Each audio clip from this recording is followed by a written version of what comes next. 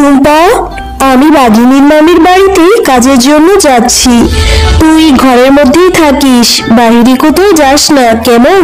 আচ্ছা ঠিক আছে মা, তুমি তাহলে যাও। আর তুমি বাড়িতে ফেরার সময় আমার জন্য লিচু নিয়ে আসবে। নতুন নতুন লিচু উঠেছে, আমার যে লিচু অনেক পছন্দ। তো লিচু খেতে ইচ্ছে করেছে, কিন্তু আমি তোকে এখন কি করে কিনে দেবো রে মা? মাস যে এখনো শেষ হয়নি। মা তো বললো আমাকে লিচু কিনে দিতে পারবে না, খুব লিচু খেতে ইচ্ছে করছে। আমি যাই, বান্টি ও বিনাদের বাড়িতে লিচুর গাছ আছে, ওদের সাথে খেললে ওরা আমাকে একটা লিচু দেবে।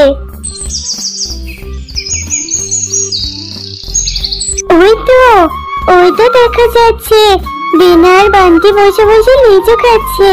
কিরে বিনা, তোরা লিচু খাচ্ছিস? তোরা আজকে কি খেলবি না নাকি? জানিস আমারও না অনেক লিচু খেতে ইচ্ছে করছে, কিন্তু মাকে বলেছি মা আমাকে লিচু এনে দিতে পারবে না। আরে মিনা, আমরা তো খেলবো, তুই লিচু খাবি? আমাদের কাছে অনেক লিচু ধরেছে, আমার মাকে বলবো তোকে লিচু দেবে। সত্যি বলছিস বিনা? আমাকে লিচু দিবি? আচ্ছা ঠিক আছে, চল আগে আমরা সবাই খেলে আসি, তারপরে না হয় তোর মায়ের কাছে বলে লিচু খাবো। হ্যাঁ রে মিনা, খেলবো। দাদা, এই লিচুগুলো খেয়ে নি। ওই দেখ আমার মাও চলে এসেছে। ও মামা, ওই দেখো মিনা এসেছে। মিনার না লিচু খেতে অনেক ইচ্ছে করছে, ওর মায়ের কাছে টাকা নেই, ও আমাদের কাছে লিচু খাবে। ওকে একটা লিচু দাও না মা। এসব তুই কি বলছিস? লিচুর তো অনেক দাম, এই ছোট লোকের বাচ্চাটাকে আমি ফ্রি লিচু কেন খাওয়াবো? এইটাই এই তোকে না বলেছি আমার ছেলে মেয়েদের সাথে খেলতে না। কাকিমা, আমার তো বিনা ছাড়া আর কোনো বন্ধু নেই, আর আমাকে একটা লিচু দাও না।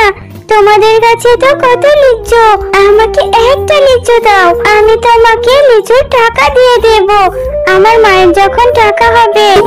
আরে তুই এত কথা বাড়াচ্ছিস কেন রে টয়া? তোকে এখন আমি এখান থেকে চলে যেতে বলেছি, তুই এক্ষুনি আমার বাড়ি থেকে চলে যা। একটাও লিচু দেব না, এই সব লিচুগুলো আমি বাজারে বিক্রি করব। তোদের মতো ভিখারিদের আর কত আমি ফ্রিতে লিচু দেবো? আচ্ছা ঠিক আছে কাকিমা, তুমি আমাকে আর বকো না, আমি এক্ষুনি চলে যাচ্ছি, আমি লিচু খাবো না। এরপর টয়া বাড়ি ফেরার পথে রাস্তায় এক বুড়িমার সাথে দেখা হয়। আরে ও দিদি ভাই, এত মনটা খারাপ করে কোথায় যাচ্ছ শুনি?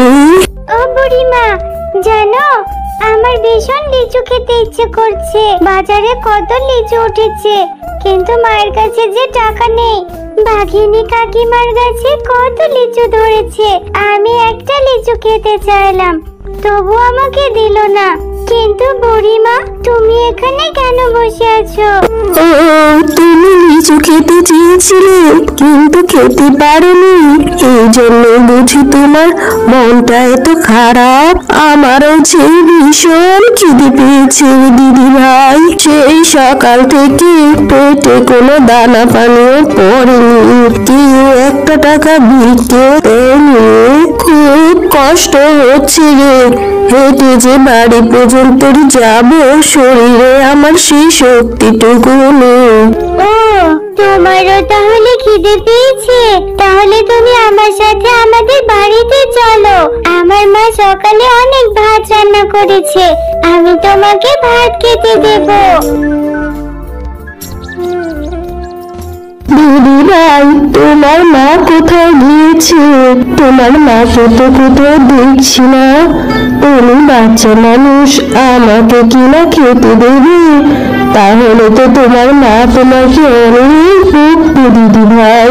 আমার মা তো ওই শহরে কাজ করে, আমার মা একটু পরেই চলে আসবে, তুমি এখানে একটু বসো, আমি তোমার জন্য এক্ষুনি ভাত নিয়ে আসছি।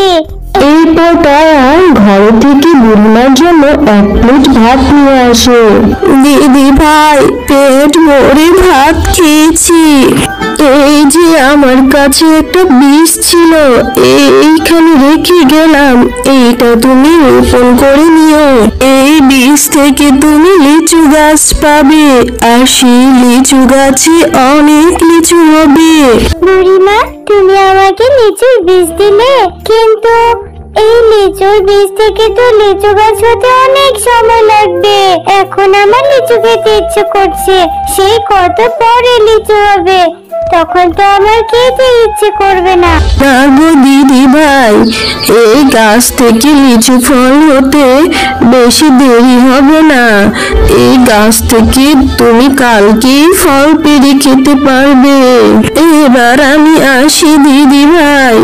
এরপর টয়া বুড়িমার দেওয়া সেই বীজটা তার বাড়ির আঙিনে রোপণ করতে থাকে। আরে এই টয়া, সে কখন থেকে বসে বসে কি যে ভাবছিস, তা কখন ঘুমাবি? অনেক রাত হয়েছে তো, ঘুমোতে যায় এক্ষুনি।